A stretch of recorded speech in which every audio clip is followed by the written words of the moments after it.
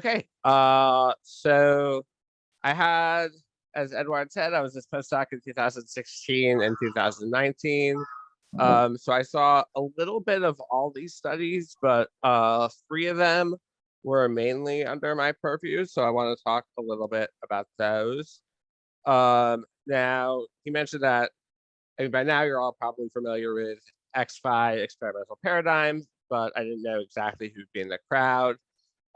So the general idea here is usually to experimentally manipulate different groups by activating different concepts and vignettes to see how they interact with whatever it is we're trying to explore, which in my case was both understanding, which is one of the main topics of the grant, but also explanation, which is what I did my dissertation on, and just something of particular interest. Now, as this probably come up before, obviously, language becomes important here. So we did a lot of work on translating and back translating, etc. And I think it mostly worked out okay.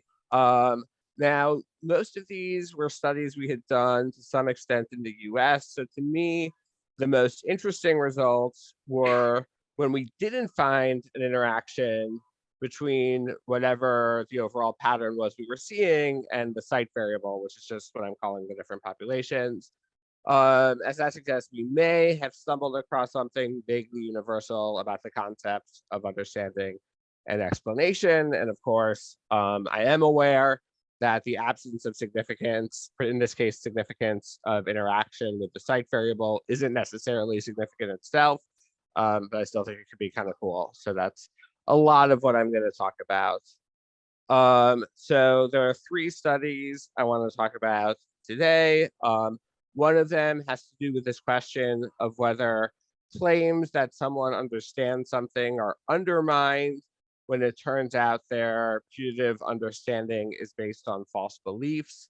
One of them has to do with what we're calling Gettiard understanding, where it turns out they have true beliefs, but those beliefs very easily could have been false. And the one I'm going to talk about the most, mostly because it was kind of my plaything at Berkeley, has to do with what's known as the side effect, which is whether people are more likely to attribute explanation or understanding when the end result, very far downstream, had to do with a norm ultimately being conformed with or violated. So that's the one I'm going to focus on. But I'm going to do a quick take on the other studies. So what do we learn about factive understanding? Does understanding have to be based on true beliefs? And this turns out to be partially universal. So imagine a case, and I think the original here came from Wayne Riggs, I could be wrong, where someone has beliefs about the source of their wife's fear of water, but those beliefs are systematically false. They think that she's afraid of it because of one childhood experience, she's actually afraid of it because of something else. So the way the vignette here looked, and those variables are just to fill in appropriate local names. So someone's wife is deathly afraid of going swimming. He thinks this is because she is afraid of animals in the water, but really it's because she almost drowned as a child. Suppose she's in a context where he needs to, and here's the experimental manipulation. Is his goal to know why she won't go in the water, to convince her to go into the water, or to say, explain to someone else why she won't go in the water?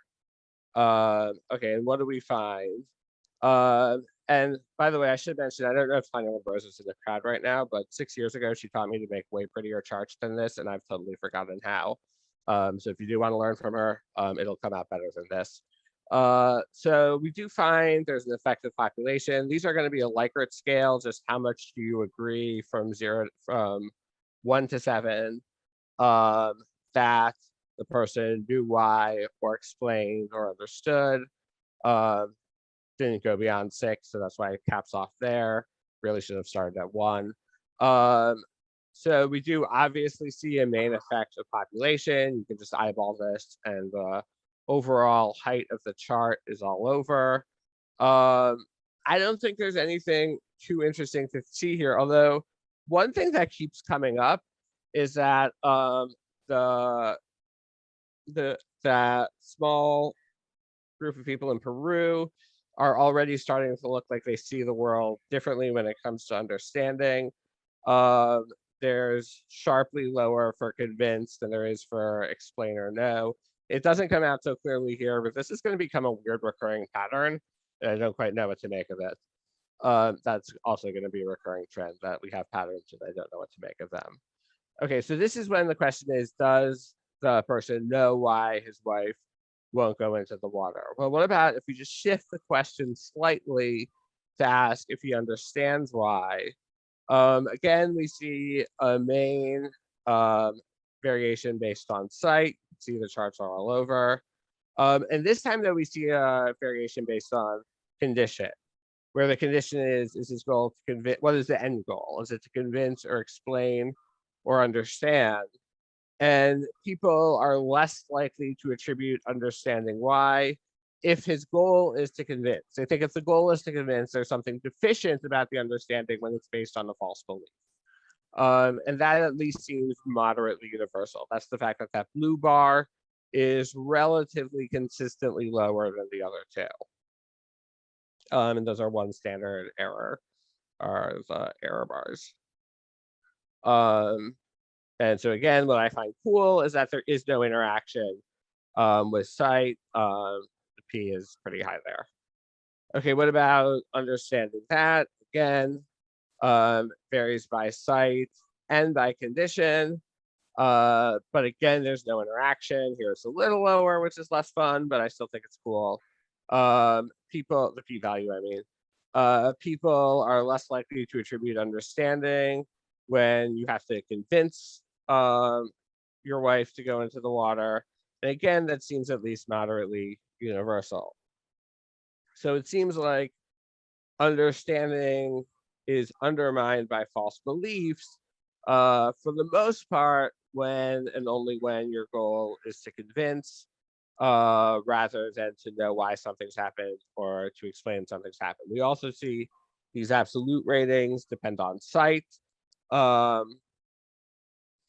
And yeah, this mostly does not vary internationally, which is kind of exciting, I think. Okay, so that was study number 1. I didn't time this, so I might go too fast or too slow. So the second study had to do with what I call, or other people have called, Gettier understanding, based, if you don't know the philosophy, on these landmark cases by Edmund Gettier of whether something counts as knowledge if it's a true belief, but it's only true because you somehow got lucky. And here I have to say the data were mostly bad news in the sense that pretty much everything interacted with everything. So these cases for understanding originally come out of work by Stephen Grimm, where he asks whether understanding can be based on beliefs that are true solely by virtue of luck. Like, they could very easily have been false, and there are lots of different ways you could spell that out in terms of safety or sensitivity. I'm not going to get into the details there because we could have with this at this grain of detail. We found this to wildly vary across cultures depending on how the question was asked. Basically, every interaction we ran was significant.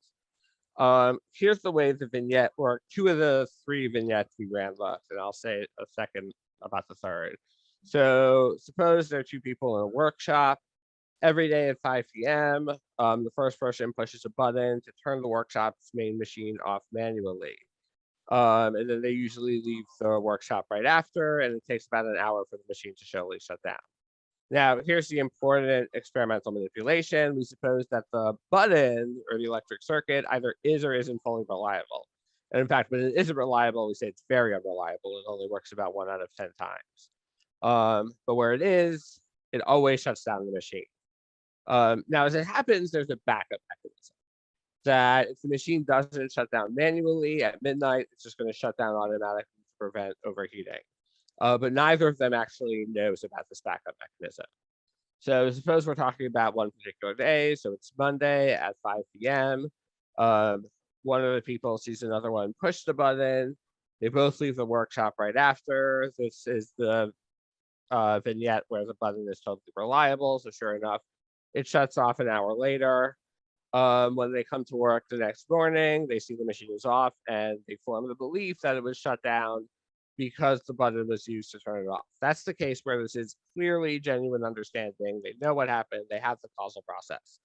What I might call the Gettier case is where the button almost never works, or it works 1 out of 10 times.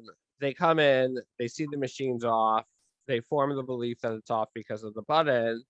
As it happens in this case, they're right. This is the 1 in 10 times where it worked. So their belief is true, but it could easily have been false. It could, most of the time, if they saw the machine off, it would have turned off because of the sort of automatic midnight override. There was also a third vignette where they just formed totally false beliefs. The button didn't work, and it really was the override. This got kind of ugly. And when I ran all 3 vignettes at once, just like I said, everything interacted with everything, and I couldn't make heads or tails of it. Just out of curiosity's sake, I was wondering if our significance value was being weighted down by the case where there was just no understanding. So I just decided to look, and this was not pre-registered, so this is suspicious. At cases, just comparing the Gettier case where the belief was true by luck and the case where it was just true outright that the button really did shut off the machine and it was always going to. Here we find that they're more likely to attribute understanding in the real case. That's that green bar on the right, where the understanding is based on a reliably true belief. We again see that sight is significant. It pretty much always is, but this time we don't get an interaction. So if we just look, and again, this is suspicious methodology, I'm going to admit it, at the Gettier case and the real case, it does look like maybe people are more likely to attribute understanding when the belief is safe, in the sense of it couldn't have easily been wrong. So that's what we find there. Okay, the one I want to talk about the most, mostly because it was sort of one of my favorite toys at Berkeley, has to do with what's called the side effect, sometimes called the Knob effect after Josh Knob. I don't know who's in the audience. So the way this works is there's a small cottage industry of literature on how people are more likely to attribute to an agent intentionally bringing out a side effect when it's something bad than when it's something good, or probably more precisely when the effect violated some norm than when it conformed with some norm. So in the most traditional case, if a vice president tells a CEO that a project he's about to initiate is going to hurt the environment, and he says, I don't care, I just want to make money, people in this country are liable to say, look, he intentionally hurt the environment. If they say it's going to help if the vice president says, oh, fun factoid, this is actually going to help the environment, and the CEO still says, I don't care, I just want to make money, people say he didn't intentionally help the environment, which was a surprise based on traditional views of intentionality, where first you figure out if something's intentional and then you look at the downstream effects. So this was cool, and it started a whole literature. And I think it's neat about what exactly it brings out. But again, it seems to have something more to do with whether a norm is violated than what it's conformed to than what was originally thought, which was just that whether the effect is good or bad. But there are probably literally dozens of interpretations of what could be going on even in the base case. So what did we do in this country? And this was a few years ago. This paper came out in Synthes a few years back. Actually, just 2 years ago, even though the work was done like 6 years ago, because Synthes can take their time. So we first wanted to see whether people are more likely to say someone explained something when the end result was something bad rather than when it was something good. So we have, did the vice president explain why this harm or good thing would come about? So that was the stage 1 of the process, was just replicating the original effect as whether the person in charge intentionally brought about the side effect. Stage 2 was measuring did the person who brought it to the CEO, or in our case, the master potter's attention, explain what was going to happen? And we found in this country that we got a similar effect, that when the end result was norm violating, people are more likely to say an explanation was offered. Now here's the part that I like. So it turns out you can almost always get this effect, that when a norm is violated, people are more likely to attribute virtually any mental state to someone than when a norm is conformed with. So what I thought would be particularly interesting was if we could actually block the effect and make it go away. And one way we found to do that in this country is if you stipulate that the person who was doing the explaining themselves understood what they were talking about, or didn't understand what they were talking about. And the reason that's particularly interesting to me is that my dissertation was largely based on the premise that explaining as a notion is parasitic on understanding. And I had a paper to that effect in 2014. And the thought was that if we could show that if you stipulate understanding, whether something's understood, that negates the effect on whether there's a side effect for explanation, that suggests that people's judgments of whether an explanation were offered are mediated by whether they think someone on the putative explainer understood. So that was stage 3 we did in this country. Given how robust the side effect is, if you can block it for explanation by stipulating the understanding on the part of the speaker, which, by the way, honestly was a bit of surprise. According to the paper I wrote, the relevant understanding should have been the audience, so I got that wrong, assuming the XFI got it right. Then that would be interesting. And then, of course, for this project, stage for all of these, Mark II, was to do all of these things across sites and see if they replicate it. So here's how one of these vignettes looked like. So the rule in relevant location is for pottery shops to dump no more than, and here's the manipulation, either 1 or 3 pounds of industrial waste into the lake per month. And that rule has been the standards for decades. An assistant potter went to the master potter and said, we are thinking of starting a new program. So trick was we had to like take it from a big corporate environment to something that would translate into more small scale societies, which I think we did okay with. So he says, we're going to start a new program. It will help us make money, but it will result in dumping 2 pounds of industrial waste into the lake every month, which is either norm conforming or norm violating, depending on the condition. The rule is to dump less than, again, we repeat, either 1 or 3 pounds of industrial waste. So we would be either violating or complying with the rule.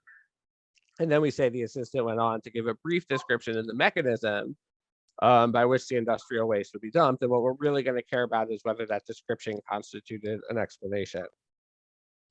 So he told that master potter that the new program would involve making a product that would require a new liquid cleaner, which would result in 2 pounds of industrial waste. And as in the traditional case, the master potter answered, I don't care at all about the lake.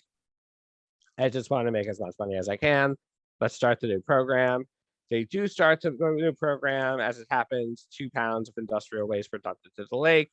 And depending on the condition, this either violated or conformed with the operative norm. Okay, so what do we see? So first we'll just do the intentionality judgment. This is the most traditional side effect. So people internationally do exhibit the side effect. That's not really a big surprise. With no significant interaction by site, although you still notice something weird is going on in Peru, which makes me wonder again. This time it's about intentionality, not understanding. So I don't know what's up with that. So normally you see the bar on the right, the dark green, where the norm is violated. People are more likely to attribute understanding than the light blue bar on the left, except for in Peru. Don't know what's up with that. Okay, so that was all the traditional side effect. Okay, then let's look at explanation. Did the assistant offer an explanation? And we find that this does depend on whether the end result is norm violating or norm conforming, very significantly, and pretty clearly no interaction based on site. So again, violates the bar on the right is pretty consistently higher than the case where the ultimate action conformed with a norm. Where once again, what we're measuring in this case is, did the assistant offer an explanation? So we see an expansion of the side effect, which could be surprising if you weren't familiar, if you're new to this literature. Like, why would whether an explanation be offered depend on whether the ultimate result is norm conforming or norm violating? But if you've kind of lived here for a while and see that everything depends on that, then this is a little bit less shocking, and kind of what we expected. You see on the far right, us running it on the USA with MTurk, and there it's pretty clear, if you can kind of see the error bars. Okay, one mystery I found that I couldn't really make sense of is we also just asked, did the master potter understand whether the end result, or did the master potter understand why this would lead to more pollution being dumped? And this is the only place in this set of studies where I found an interaction between condition, where condition is whether it's conformed or violated, at site. I don't know what the right story is. If you just eyeball the data, and again, this isn't the most pretty chart, it still looks like violate does better than conform, except again in Peru. I kind of wonder if Peru is messing up my overall stats here. But I'm a little confused by this. Because explanation, it shows up. In the US, understanding shows up. That attributions of understanding are higher in the violate condition than the conform condition. But for some reason, there is an interaction internationally. And I don't know why. Okay, but general lesson is that the side effect is pervasive. Again, we already kind of knew that. It affects judgments of explanation. That seems pretty clear. Did the assistant potter offer an explanation? And at least in a lot of sites, it affects attributions. Did the master potter understand? Okay, so here's what I call the twist. This is what I kind of find kind of the fun part, is we do basically the same thing. We just add the following sentence to the original vignette. He, which in this case is the assistant potter, either was or wasn't speaking from personal understanding. The assistant either understood or didn't understand himself why the new program would lead to the lake being polluted. And once again, the underlying logic here is that if fixing via fiat or stipulation, the assistant's understanding eliminated the side effect or explanation, that suggests that when people are attributing whether an explanation has been offered, that's mediated by their sense of whether the speaker understood. Okay, well, what happened when the speaker didn't understand? Because again, we either stipulated that he did understand or he didn't. If we say that he didn't understand, we get the expected side effect. It's like nothing changed. They played out as you'd expect. Condition matter, violate bars are significantly higher than the conform bars. Although once again, you see in the small community in Peru, things get reversed, and I don't know why. And there's no significant interaction with site. Okay, that's probably what you would have expected. Here's what I find to be the cool result. When you stipulate that the speaker understands, the side effect becomes insignificant. It no longer matters. And the P is 0.1, which is lower than I would have liked, but it's still at least insignificant. It no longer matters whether or not the end norm is conformed with or violated. So it seems like we do replicate this result that I thought was cool in this country, that if you stipulate the speaker's understanding, then that cuts off the mechanism by which people decide whether to attribute or whether to say an explanation has been offered. And that I think is relatively neat, and that at least seems to be at least somewhat international So again, that p-value of 0.1 is a little more closer to significant than I'm totally comfortable with. Okay, and so those were the 3 studies for which I was primarily responsible. Obvious acknowledgements, primarily project grant was from the John Templeton Foundation. Of course, working with Edward and all the translators, Tony Ambroso for teaching me how to do this stuff in the first place, and doing the original side effect project. And probably a whole host of people. I'm forgetting to mention Kelly Barr for sort of taking over a lot of the nuts and bolts when I moved on to a different project. Okay, and that is what I had to talk about.